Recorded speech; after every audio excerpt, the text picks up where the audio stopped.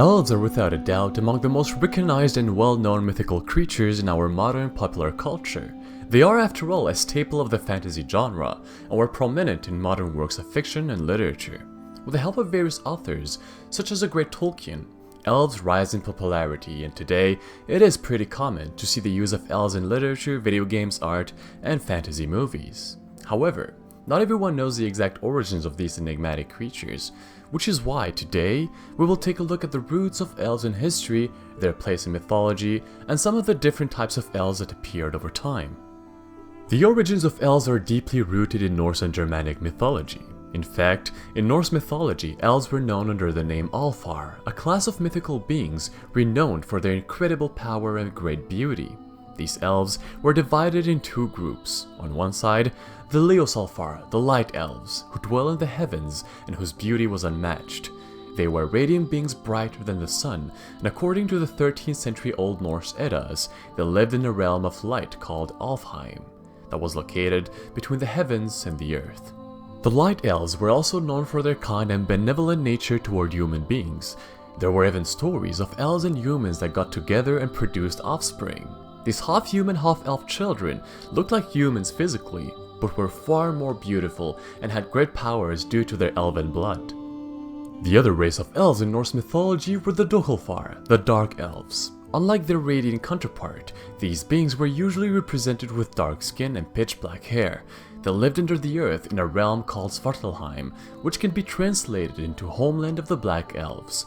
Black Elves were mostly recognized for their immense powers and their ability to create magical objects and weapons. Eventually, with the introduction and rise of the Christian faith, beliefs in elves and other supernatural beings naturally decreased, but it did not disappear. The place they once occupied simply dwindled, and they were portrayed in a more negative light. The worship of elves in mythology and folklore lasted for centuries as it spread throughout Europe and slowly got incorporated in the traditions of several cultures. For example, in the lore and folktales of Britain and Scotland, elves are often the main subjects of ballads and stories, such as the one in the Queen of Elf fame or Thomas the Rhymer. They were commonly portrayed as human-sized supernatural wicked creatures with elegant features and pointy ears. Normally, the elves from British folklore are mischievous beings that often harm or trick humans for their own pleasure. They would steal livestock, torment people sleeping, and some legends also describe how elves would often steal children away from their parents at night. The Icelandic folklore also has its fair share of myths and legends revolving around elves. In there, they're called the Holdafolk, the hidden people. These beings were very similar to humans in shape and personality, but they lived in a totally different magical realm invisible to the human eye. Nowadays, the term elf can be used to describe a variety of different creatures and beings. Christmas elves, for example, are usually depicted as small humanoids with pointy ears and pointy hats, living and working with Santa Claus.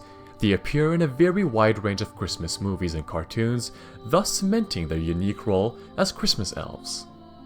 And of course, we can't discuss elves without mentioning the work of J.R.R. Tolkien. He almost single-handedly popularized elves and how they are depicted in our pop culture. The elves in the Lord of the Rings are great, powerful, godlike beings of astonishing beauty. These elves were about the same size as standard humans, but more elegant and wiser than them. They were virtually immortal, being immune to diseases and never aging past a certain point. They only grew in strength and wisdom as the years passed by.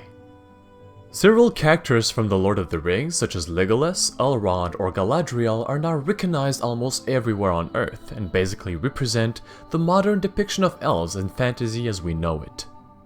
This surge of popularity following Tolkien's work eventually led to the introduction of elves in the medias, literature, art, and even games. For example, in the classic role-playing game Dungeons & Dragons, elves are among the most popular races available for players to use in their games.